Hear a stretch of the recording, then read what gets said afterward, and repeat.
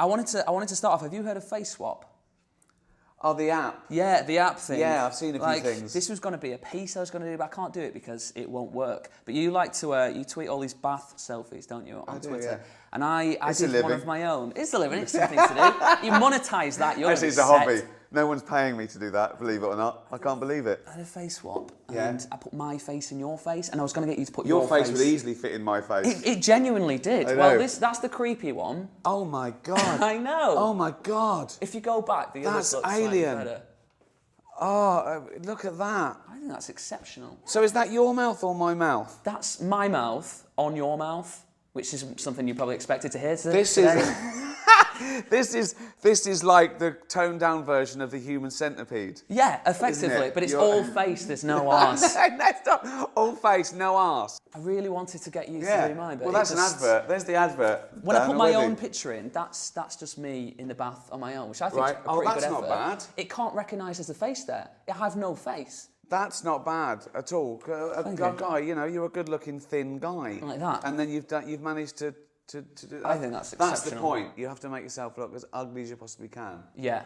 And I think I achieved that with well done. A plum. Thank you very much. I'm closer to the end result than you already. I don't think so. Since you went to America, you're looking great. Don't worry about it, mate. Exactly. Right then, we should talk about the film, Special Correspondents, or in French, Spécial Correspondant. I don't know. That's probably how you would say it. If I spoke as fluent French as you. Yeah, Special Correspondents coming to Netflix 29th of April.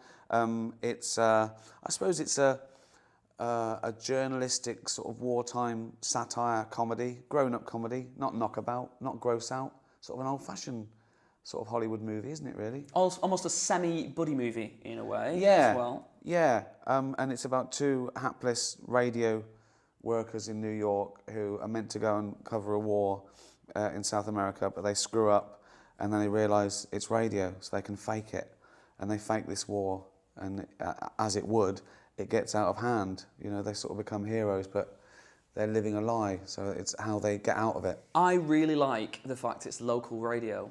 You say a line early on, it's like, we're the biggest local radio station locally. Yeah. Because I used to work in local TV, so I've been to like the flower shows. I love things like that. I started off on local radio.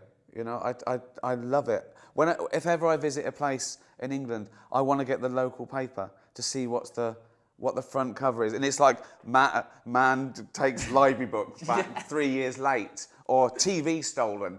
I want to live in it. I want to live in a town where the front cover is TV stolen. Yeah. I think I almost had enough of it at the time, but it was nice to watch this film and feel like I'd gone back to it a little bit. Well, exactly. I like taking the minutiae of life and making them big stories out of tiny things. I think that's what I sort of try and make the ordinary extraordinary. Even if it's The Office or a group of extras.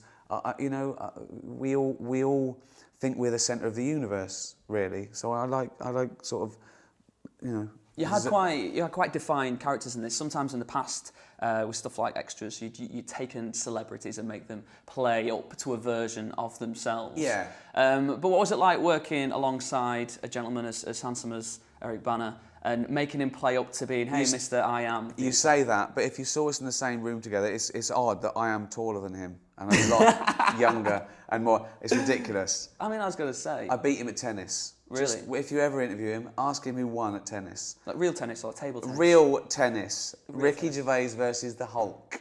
Oh, yeah. And Gervais came out victorious. Okay, well, congratulations. No, he's great. Now, I didn't know he started in comedy. When I cast him, I wanted him, because he was the action hero, to play against type. Then I found out he was a comedian. He started off a very similar path to me. He did racing for a while. Oh, he does that. I've seen his film as well. That's what I was scared, because he has to drive the Jeep at the end, and we have to do and I was sure he was going to frighten me, and he didn't, because he takes it very seriously. But we had a great time. We were laughing all the time. In the film, you guys have to run and hide quite a lot and try not to be spotted. Yeah. When was the last time? I mean, you're big and famous now. You've been big and famous now for like a good decade, if not longer. When was the last time you got like a public transport and actually had to sort of sneak in and out and not get like overawed by people, see on a dancing fan? If you don't count planes, which are public. Yeah. You mean a bus or a tube, don't you? Bus or a tube. I gave up those way before I was famous.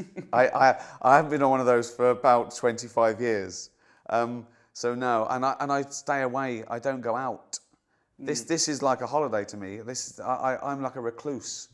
I stay in my house. I've got a gym. I don't have to go out of my house. Room service. Yeah, exactly. And finally, I've got to ask this. I know. always promised myself I'd ask you this if I ever met you. You've been in a lovely, loving relationship now for like 30 odd years, right? Yeah. You've managed to do that without having to get married. Yeah. How is that? How do you do that? Is there like a secret to having a nice relationship for that long without coming up? Because I'm 27 now. I'm at the point where people start to Well, go, I just don't see the point in marriage. You know, we are married to, you know. Are we?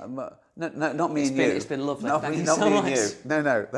In some countries that would count, wouldn't it? Yeah, you touched my knee. You have to marry me now. No, I see that we are really in everything but that little certificate. I don't see the point. We don't want our families to meet. We don't need any more toasters. No. But we are to all extent. It's just, you know, not officially. Never thought, we never needed the need to. I'm going to turn that into a GIF and play that to any future girlfriend when it gets to the point we've been together for about 8 months. Oh, it's mutual. Yeah. It's not like one of us is going, when are we going to get married? And the other one's going, never. You know, who would get custody of the cat if we were divorced? Weekends. That's why I never get married, because then you have to get divorced, apparently. Oh God, yeah. Yeah. You lose everything. Like Exactly. That. Annulments. Wow, this got pretty deep pretty quick. Yeah. Gervais, thank you very much, mate. Thank Love the you. film. Pleasure Cheers. to meet you.